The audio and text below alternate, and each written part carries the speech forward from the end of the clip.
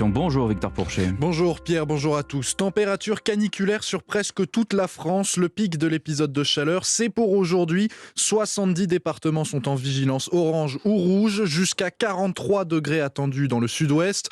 Les autorités appellent à la prudence. Autre conséquence, les pompiers sont en alerte. Effectifs renforcés et surveillance accrue ce week-end.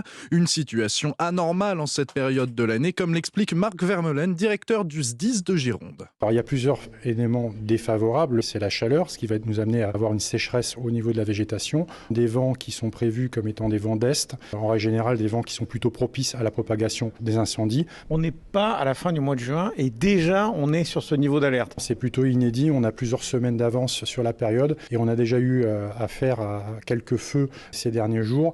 Même si le massif est interdit, il faut absolument que même si on se trouve dans 200 mètres du massif, être prudent parce que 90% des incendies sont liés à l'activité humaine. Faire attention aux mégots, au barbecue, faire attention à ce qu'il n'y ait pas une éclosion d'incendie à proximité du massif. Propos recueillis par Stéphane Place pour Europe 1. Phénomène climatique extrême aussi au Bangladesh. Les pluies torrentielles des derniers jours ont fait au moins 25 morts et plus de 4 millions de personnes bloquées à la suite des inondations. Une figure, un acteur de légende, Jean-Louis Trintignant est mort hier à 91 ans. Sa voix reconnaissable entre mille était venue habiller plus de 120 films et des dizaines de pièces.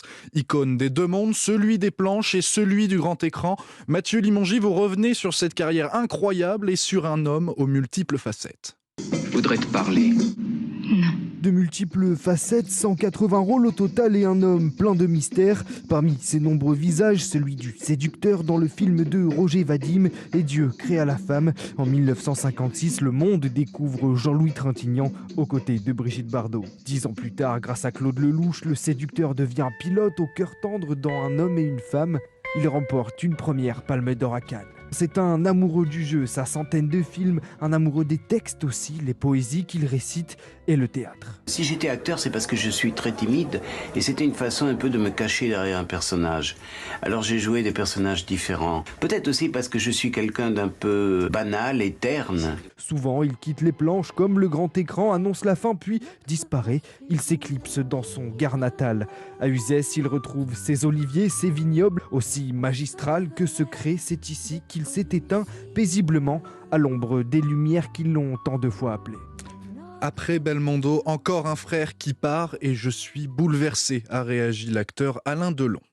La Commission européenne a recommandé le passage de l'Ukraine au statut de pays candidat à l'entrée dans l'Union européenne. La réaction de Moscou a été immédiate. Depuis ce matin, la Russie ne livre plus de gaz par gazoduc à plusieurs pays européens, dont la France.